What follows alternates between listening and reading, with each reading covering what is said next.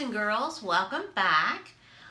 If you remember, we left off with Opal sitting in the library with her new friend, Miss Franny Block, sitting in the library, and Miss Franny is about to tell Opal a story. So we're going to find out what that story is. What do you think that's going to be about? Now remember, she had talked about she thought that Winn Dixie was what? That's right, she thought Winn Dixie was a bear. And Opal was like, "Oh, Miss Franny Block, Winn Dixie's not a bear, it's a dog." And then Miss Franny said, "Well, I've got a story to tell you why I'm so scared of bears." And so with chapter 7, that's where we're going to begin.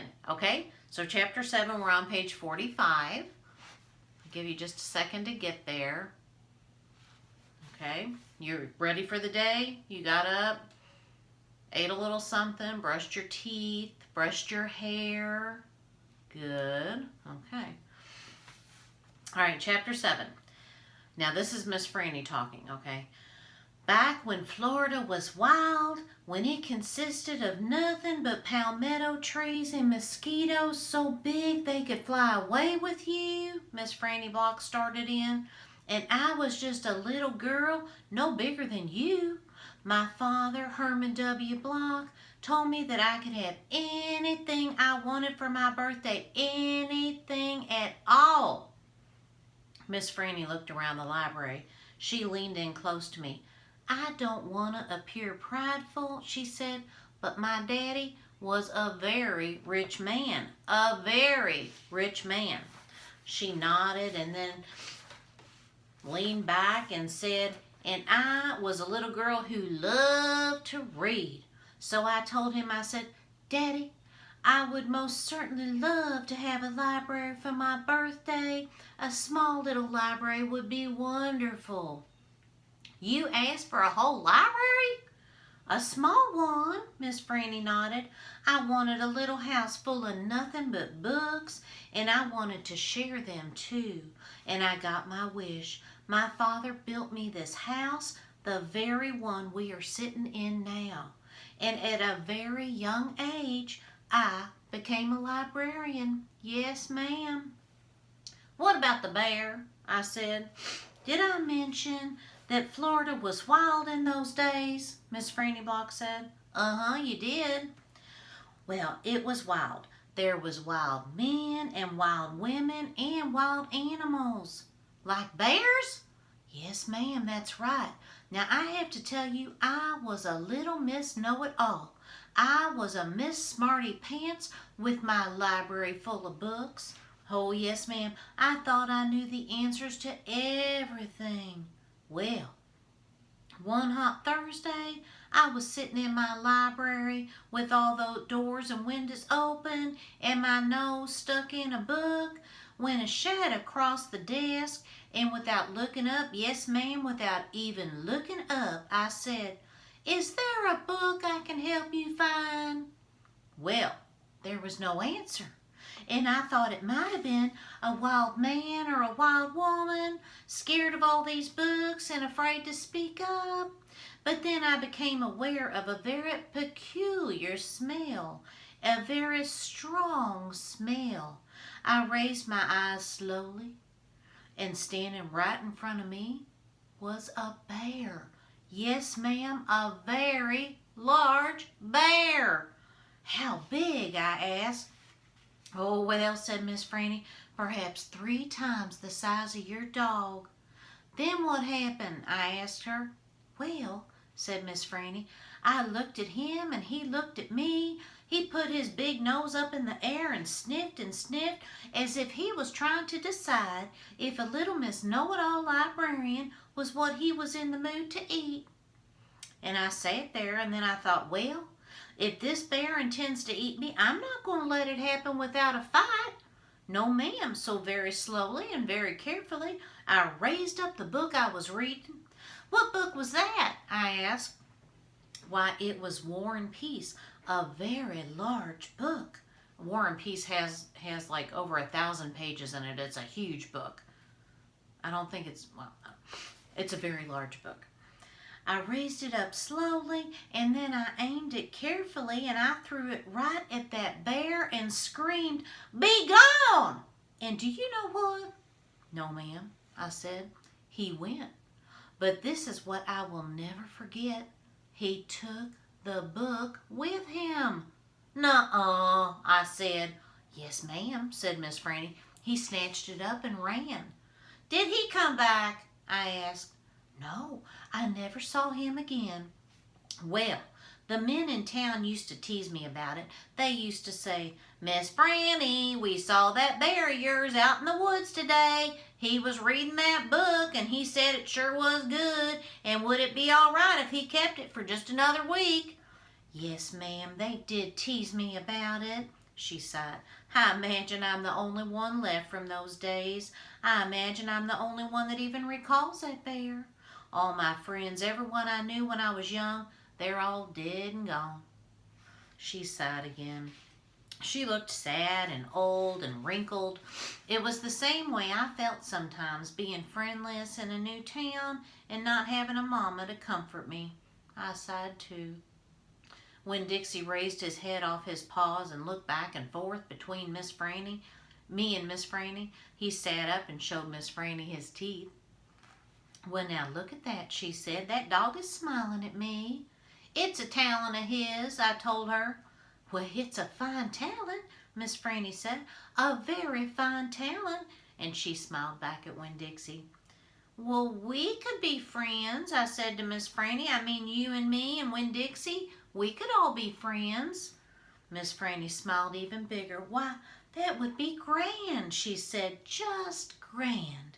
And right that minute, right when the three of us had decided to be friends, who should come marching into the Herman W. Block Memorial Library but old pinch-faced Amanda Wilkinson. She walked right up to Miss Franny's desk and said, "I finished Johnny Tremain and I enjoyed it very much. I would like something even more difficult to read now, because I am an advanced reader." "Yes, dear, I know," said Miss Franny. She got up out of her chair. Amanda pretended like I wasn't there. She stared right past me. Are dogs allowed in the library?" she asked Miss Franny as they walked away. "Certain ones," said Miss Franny, "a select few." And then she turned around and winked at me. I smiled back. I had just made my first friend in Naomi, and nobody was going to mess that up for me, not even old pinch-faced Amanda Wilkinson. And that's the end of chapter 7. I apologize, I forgot to go over the vocab words, but I bet because, again, you guys are just so smart, you amaze me, but because you use your context clues, I bet you figured out what these words meant if you weren't sure. The word peculiar, Miss Franny says, "I smell a peculiar smell." That just means something strange, not a normal smell, something that's out of the ordinary. And then we have the word intends. That means you mean to do something. That's your intention to do something. That's your plan. The word advanced. Amanda Wilkinson said she's an advanced reader. Advanced meaning better than normal, just kind of a step above. And then installment, we're going to be reading about the word installment. I think that comes up in chapter 8. It must. So installment meaning, like if you bought let's say you wanted to get a bicycle, like an expensive bicycle, $500 bicycle. And so mom and dad said, "Well, we'll help you pay for it, but you have to pay us back. And you can pay us in installments," meaning you can pay us $5 a week for, oh, that'd be a long time, but $5 a week in installments, meaning a little bit, each time, not so you wouldn't have to pay the whole big hunk at a time. Like when people buy cars or houses, a lot of times they pay in installments a little bit each month until they can purchase the whole thing. Okay. All right. So let's go ahead and look at chapter 8. So remember in chapter 7, Opal felt her heart starting to feel happy because she has made her first friend in Naomi, Florida with Miss Franny. And Miss Franny said she really didn't have too many friends left either because they were all dead and gone, she said. So she was happy to have Opal in her life. And much to her surprise, Miss Franny's surprise, she also enjoyed having Winn Dixie there. All right, chapter 8, page 52. Everybody good? Okay.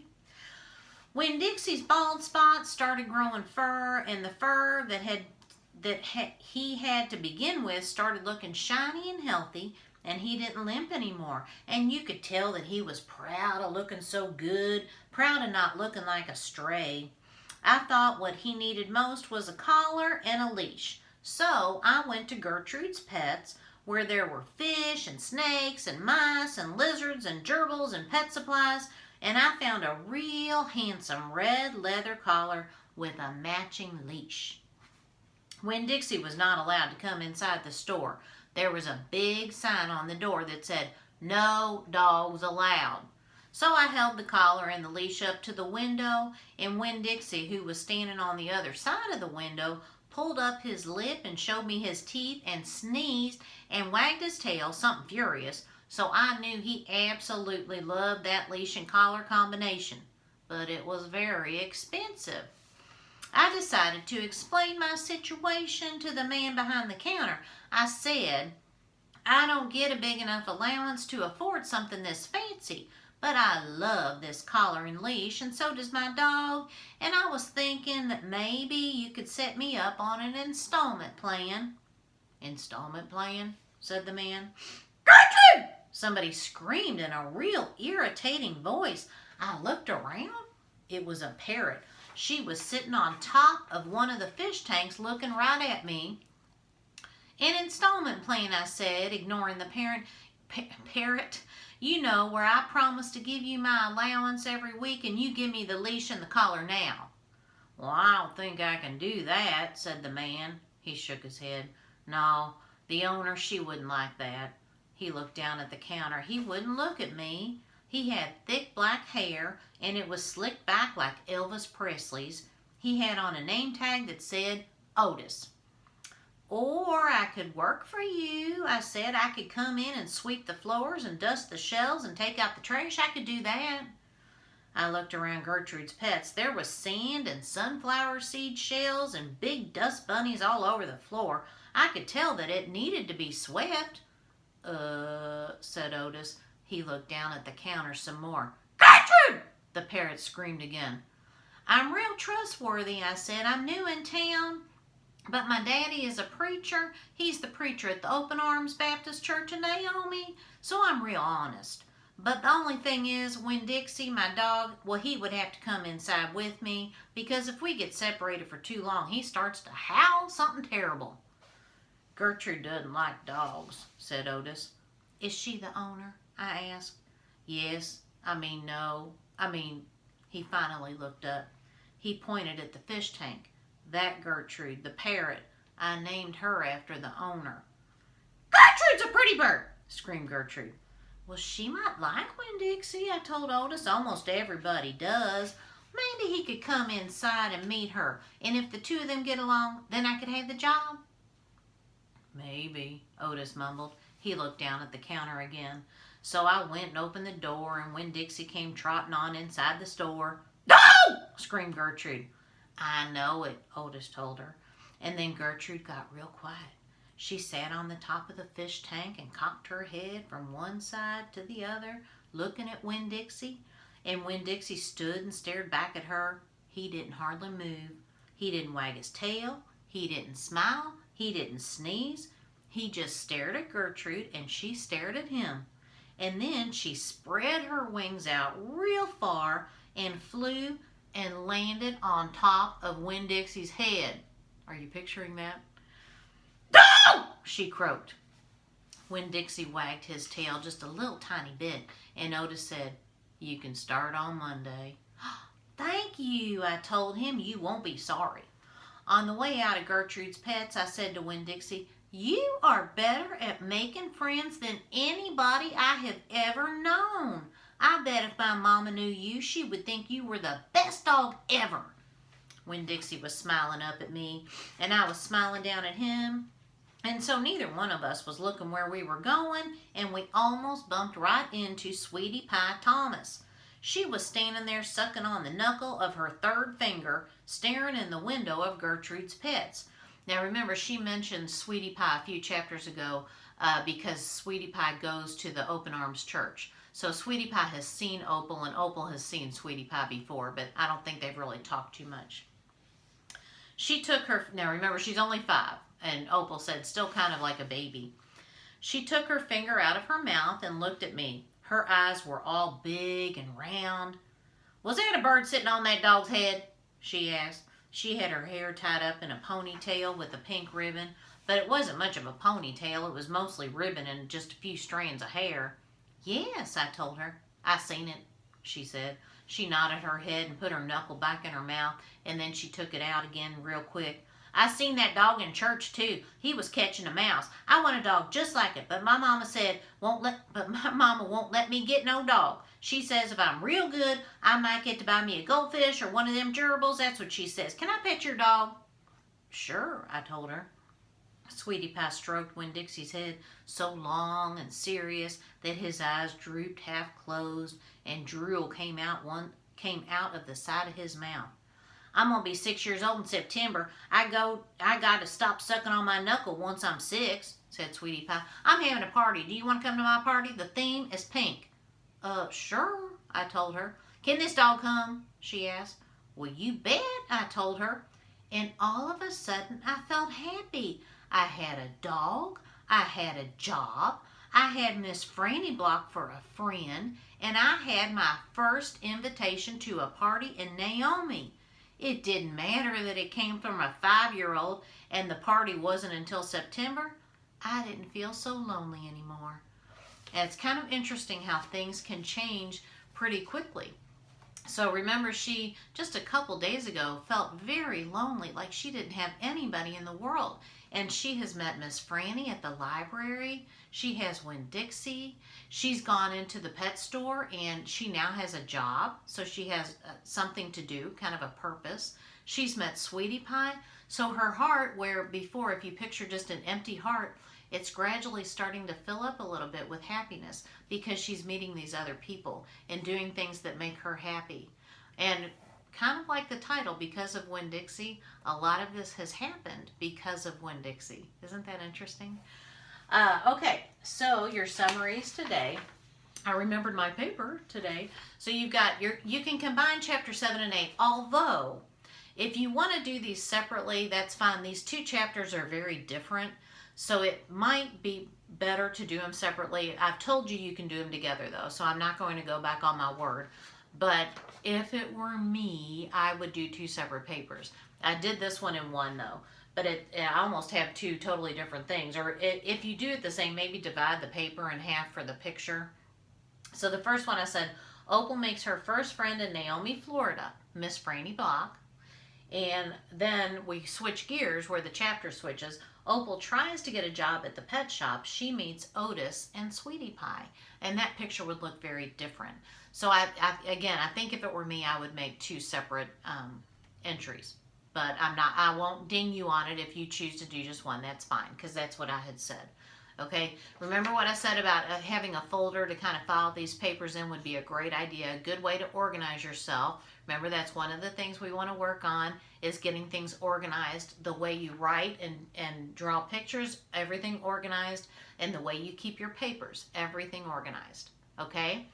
All right, be thinking about what Winn Dixie and Opal might be doing in the next 2 chapters. So when we come together on Friday, we'll be reading chapters 9 and 10. Okay, see if you can think about how they might be spending their days. All right, you all enjoy the rest of your day. Have a great one. Be good for everybody. Be sweet to brothers and sisters or pets, anybody that you come in contact with, okay? Do something nice for somebody today. All right, see you later.